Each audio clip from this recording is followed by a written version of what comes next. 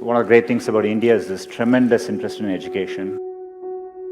People talk about it all the time. Most parents aspire for this for their children. And so I think it's a great foundation we have as a country.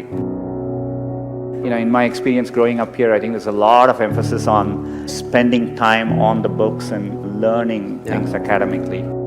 I think there's a lot of pressure to follow set lanes throughout your career. You're in high school, you're thinking about college. A lot of times when I was younger, people would say, this person didn't get into this college or something, and that's the end of the road. I mean, life is so different from that. I get surprised people start preparing for IIT in their 8th grades. That's a bit shocking to me. I get very surprised people come to IITs and immediately they are thinking about IIMs and so on. The US, for example, most students don't choose their majors till their final year. So people explore different things and find what they're really passionate about. The way I dealt with these things was try and feel what I really enjoy doing and pursue that. I would do what feels something like you like spending time on. I would use that as a yardstick and not feel the pressure to do what others are telling you to do. I've always wanted to work on computing, build computing products. The thing which still keeps me going is the desire to build products which will be used by billions of users and makes a difference for them. And that's what I've been focused on.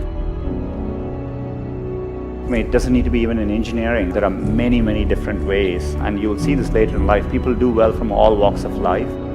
I think education needs to evolve and change just like with everything else. Getting into an elite institution doesn't guarantee success. It matters a lot, but it doesn't guarantee success. I would like to see people value creativity, value experience of doing things, taking risks. It is important to be well-rounded.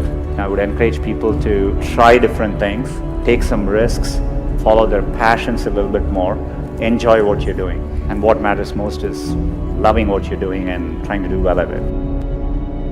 So I think if you follow your heart and do what you like, you will always do much better.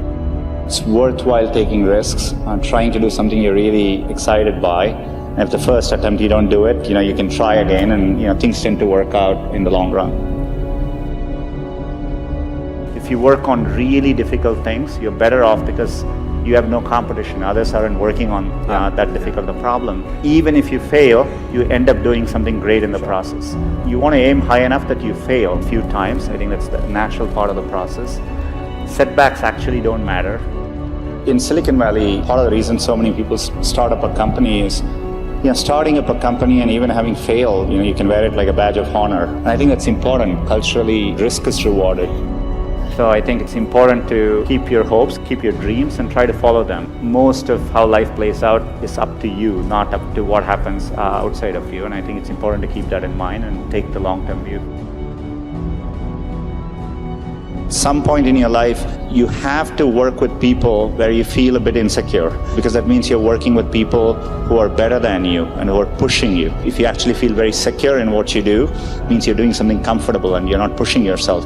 There are many, many times I've felt working with people in a group, am I doing enough? These people seem much better than me, and I think it's an inherent part of learning. And as a leader, I think it's really important to build organizations where people actually want to work together and trusting them to doing the right thing. And as a leader, it's less about trying to be successful and more about to make those people successful. I'm absolutely, with full certainty convinced that India will be a global player in the digital economy, and it'll be competitive with any country in the world.